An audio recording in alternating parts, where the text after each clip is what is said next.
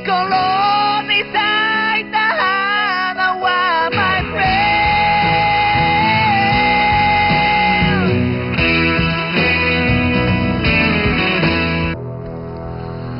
Nang ang sanlibutan ay nilikha, punong-puno ito ng kabutihan. Ngunit ang kadiliman ay isinilang at hinati nito ang mundo sa dalawang hanay. Merong mga lumapit sa liwanag at meron ding pinili ang kadiliman. Hindi nagtagal at ang dalawang malakas na puwersang ito ay nagbanggaan. Pagkalipas ng 25 taon, isang digmaan ang nagsimula.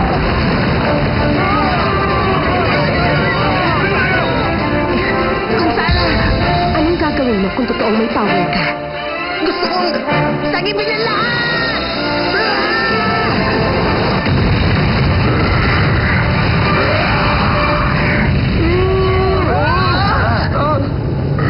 Oo, yan nga. Yan ang power na matagal na natin hinahanap. Ang Blue Dragon.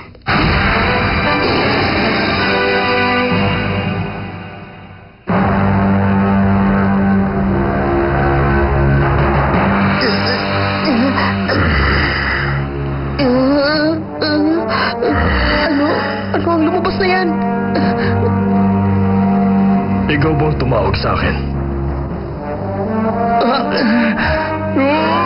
Ano ba yan? Ngayon ko lang nakita ang shadow na yan. Huwag ka mag-alala. Mag-concentrate ka lang. Ang kailangan natin ay ang batang yun. Huliin mo siya!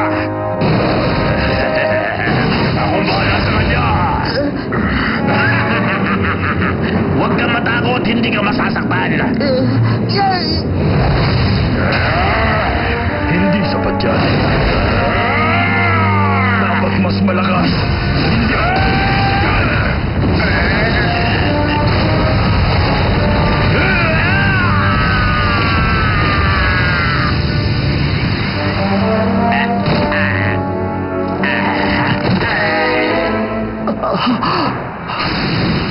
Kailangan mas malakas.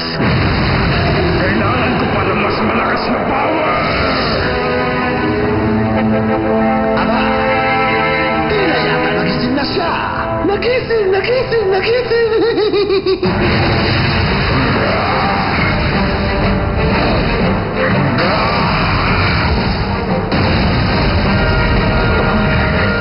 Pinasabog niya na parang laruan lang.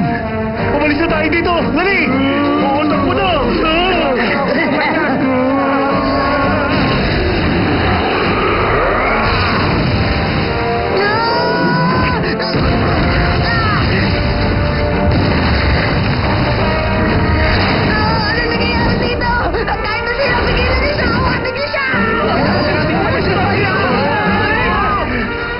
Nagwawala siya.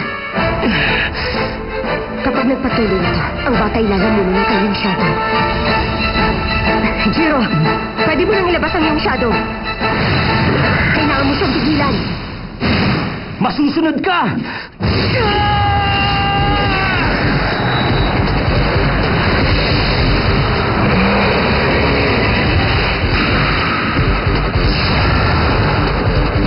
Hoy, friend! Pinalabas mo ko ngayon lang pagkatapos ng matagal na panahon para dumiretso ka agad sa bakbakan. Mamaya na tayo mag-usap. Kailangan natin siya pigilan. Kapag sinabi mong siya, ibig mo bang sabihin na iyang malaking buga na may malalaking mga ngipin? Mukhang may huli siya. Nagigising lang kanya muli sa kanyang panaginip. Nababaliw na siya. Ngayon ito ang challenge. Kailangan natin siya mapakalma at panatilihing buhay. Ganun? Baka naman kumalma siya kung lapitan ko siya kausapin na mahinahon. Pwedeng din na sabihin ko kaysa labanan ko siya, hindi ba? Tutol ka ba sa utos ko? Ako'y nag-file na official complaint, pero wala namang nangyari. Pakiwari ko lang, pag natapos ang lahat, ang mga opinion ko ay walang halaga rito. Huliin siya!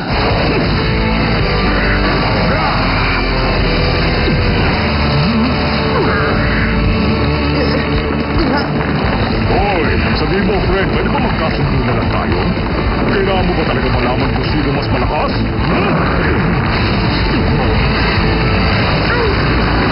Grabe!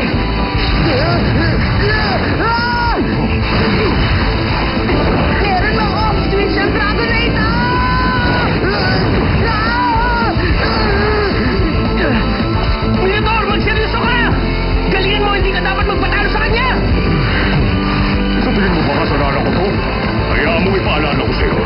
dapat siyang magsustena ng power. Kung mayroong problema ngayon, dapat siguro tingnan mo muna ang sarili mo.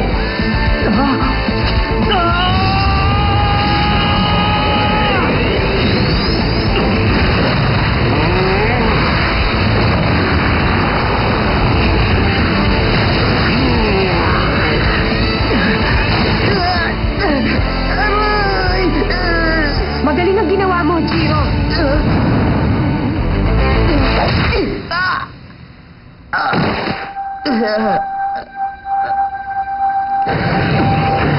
Na, bebe ko.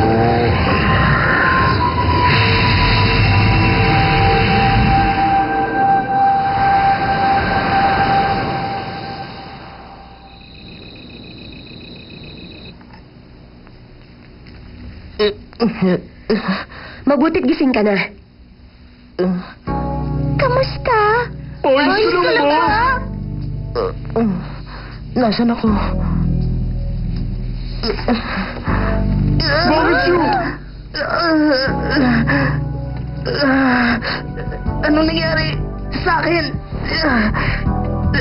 Natural lang yan. Ang shadow mo ay medyo nagwala kanina. Shadow?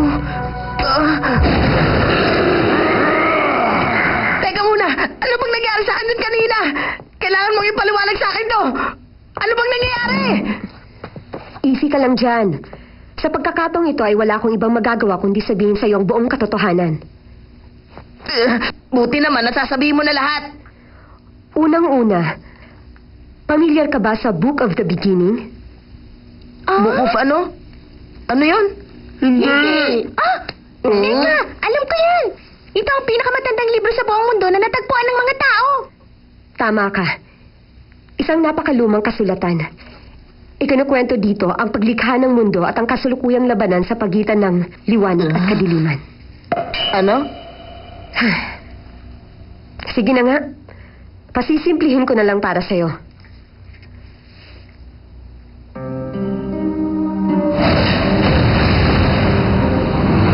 Nang nilikha ang mundong ito, ang konsepto ng liwanag at kadiliman ay ipinanganak din. Sa paglipas ng panahon, ang dalawang elementong ito, nakabaliktaran ng isa't isa, ay nag-away para sa kadiliman. Ang buong mundo ay nadamay sa malahiganting labanang ito na tumagal ng maraming taon. Muntik na ang kaguluhan ay magpakailanman hanggang sa may nangyaring isang di pangkaraniwang bagay. Ang 7 Soldiers of Light ay bigla na lang lumitaw. Saan ang galing ang 7 soldiers? Siguro naman naiintindihan mo na ngayon ang dahilan kung bakit sobrang interes nila sa inyong village. Ang 7 soldiers ay nakatira sa aming village. Matagal na yung nangyari, mga bongong kayo! Medyo slow sila. Ang 7 Soldiers ay may mga powers na kakaiba. Ito ay ang power of the shadow. Bawat isa ay kayang magpalabas ng shadow na may kahangahangang lakas at sobrang galing na combat skills. Pinagsasama-sama nila ang kanilang shadow sa pangalan ng katotohanan at nang lumaon ay nadaig nila ang kapangyarihan ng kadiliman. Nang matapos ang gyera sa pagitan ng dalawang powers, ang power of the darkness ay isinara sa isang lugar. Ang layunin namin ay hanapin ang mga kamag-anak ng 7 Soldiers of Light at minsan pa ay pagsamasamahin sila. Apurahan nitong quest. Ang mundo'y nanganganib dahil sa kasamaan ni Nene. Nene? Teka muna, sabi ng mga sundalong lumusob sa aming village. Oo. Lahat sila ay mga galamay ni Nene. Nene? Talaga bang ganun kasama ang taong yun? Siya ang pinuno ng Grand Kingdom. Ginagamit niya ang power of the shadow sa kasamaan. Determinado siyang pagharian ng mundo sa pagpalaganap ng kaguluhan para sakupin tayo at pagharian. Gamit ang power of the shadow sa kasamaan. Ang taong ito isang malupit na pinuno. Nakahanap siya ng paraan para gumawa ng artificial na shadow power. At wala siyang patawad sa paggamit ng power na to. Nalito na ako. Sino nga ulit yung Nene na yun? Sa malupit na pinuno gumagamit ng shadow power para sa kasamaan! Itigil mo nga yung paghiyaw. Gusto ko sabihin sa'yo, hindi ako kasi tanga lang iniisip mo. Kapag hindi tayo nakahanap ng paraan, tayong lahat ay magiging alipin sa ilalim ni Nene. Yan ang dahilan kung bakit kami naglalakbay, para pigilan na mangyari ang bagay na to. Oras na para umalis. Huwag ka nang malito at tumunganga dyan. Maghanda ka na para lumisag ngayon mismo. Excuse me, ate. Anong sinabi mo? Hindi mo pa rin ba naiintindihan? Mag-impakit ka at sasama ka sa aming paglalakbay. Ano?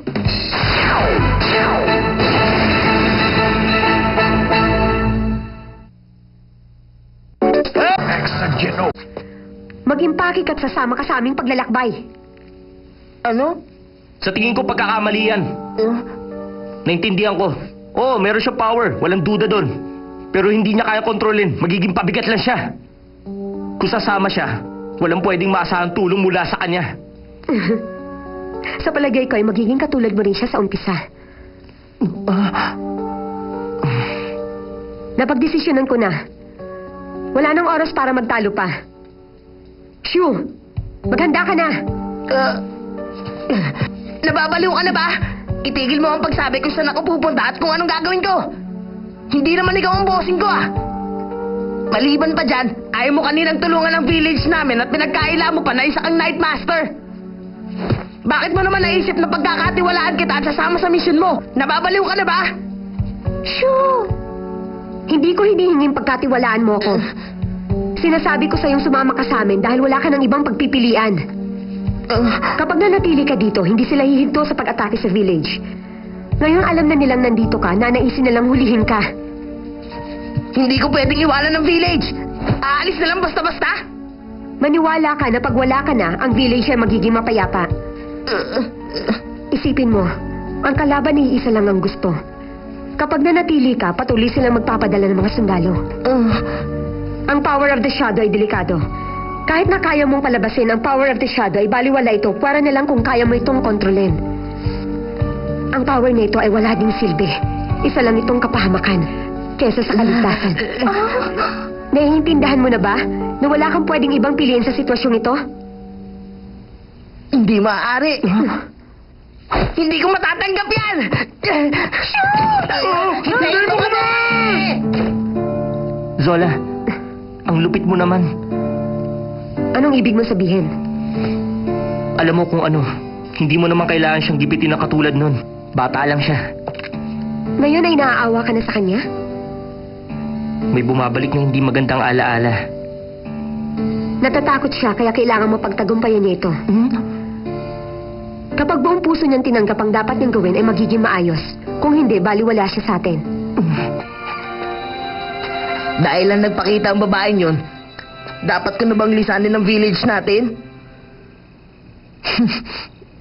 Hindi ko na yata alam ang tama sa mali. Huwag kang mataranta. Sabi mo gusto mo ng adventure. Eto lang sa'yo. Hindi to isang adventure. Isa tong kabaliwan. Hindi pa ako handa sa biglaang paglalakbay na ito.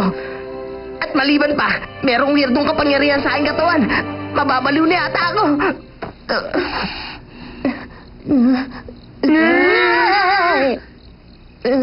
Maayos din ang lahat.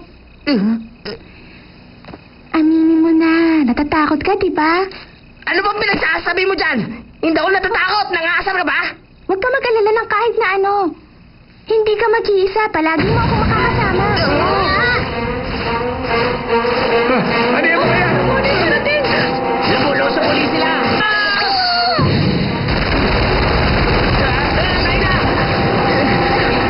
Ano ba ang mga yun, mga robot? Suwabi naman. Paano kaya sila gumagana? Bakit ganun? Ayaw nilang minto. Isa lang ang paraan. Poprotektahan ko ang village dahil meron akong kapangyarihan.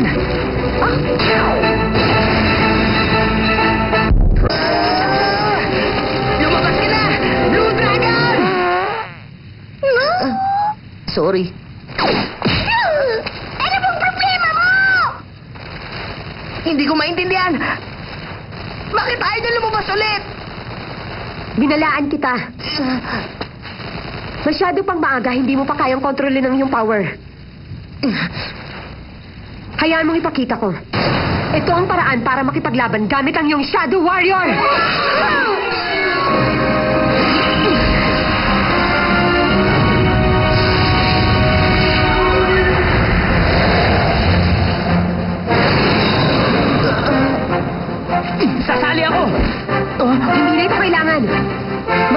alam kung mag-isa ko na lang itong lalabanan. Masusunod ka. Heto na ako! Mga dilatang bola!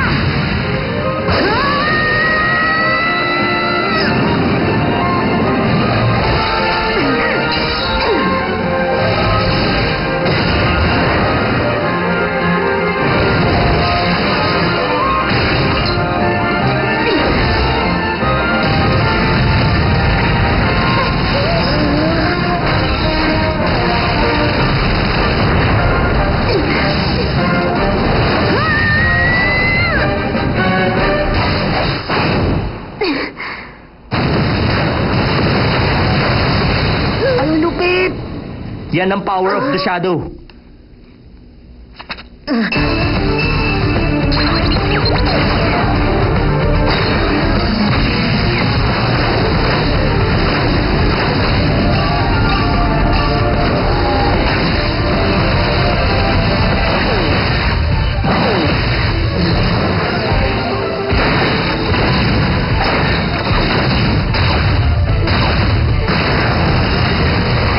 Tingnan nyo! Nagsasama-sama na sila lahat!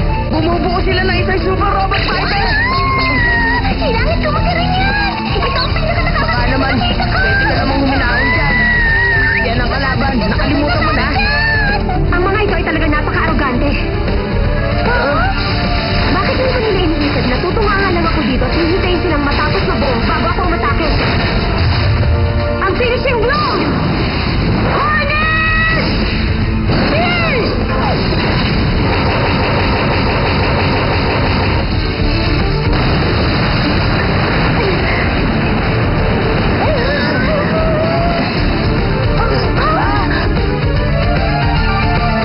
Wow, ang galing niya.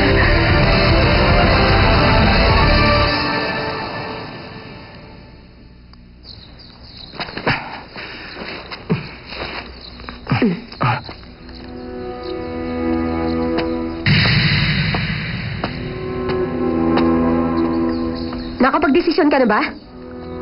Sasama ako sa inyo. Pero gusto kong maintindihan mo ang isang bagay. Hindi ako sasali dahil sinabihan mo lang akong gawin ko ito. Sasama ako para makatulong sa gibin ng village. Tama ka dyan. Hintayin kayong lahat! Luke? Umabot ako! Ano bang ginagawa nyo? Sinabi ko nang hindi ko kayo gustong idamay dito. Pero... Babalik rin ako. Hindi ako magtatagal. Huwag kayong mag-alala. Mag-iingat ako palagi. Tumigil kayo! Paano ko naman iiwan ang village na to sa kamay ng mga iyaking tulad nyo? Tama nga ang narinig nyong lahat.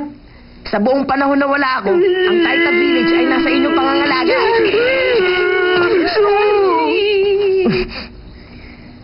Luke, ikaw na ang bahala sa mga batang ito at sa lolo ko. Okay? Hindi! Oh? Hindi mo nag-get sa buong bagay, Shu. Hindi sila nagpunta lahat dito para lang magpaalam sa'yo at umiyak-iyak. Eh? Nagdesisyon akong sasama ako sa inyo. Nasisiraan ka na ba ng bait? Hindi ito kaantay sa kagubatan. Delikado tong mission na to. Alam ko at wala akong pake. Alam kong makakatulong ako. Pakiusap, Sola. Pwede bang sumama? Kung determinado ka. Alright! Ay, hindi. Magiging masama to. Nararamdaman ko. Tayo na. Wala nang oras na pwedeng sayangin. Tama yun! Dapat mong pag-isipan ng mabuti to ng ilang araw. Naiintindihan mo ba ako, Luke?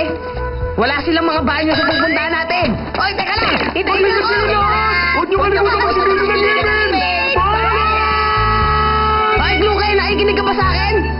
Shu, ano gusto mo kainin mamaya? Mamaya, teka lang. Kahit ano, basta tumahimik lang siya.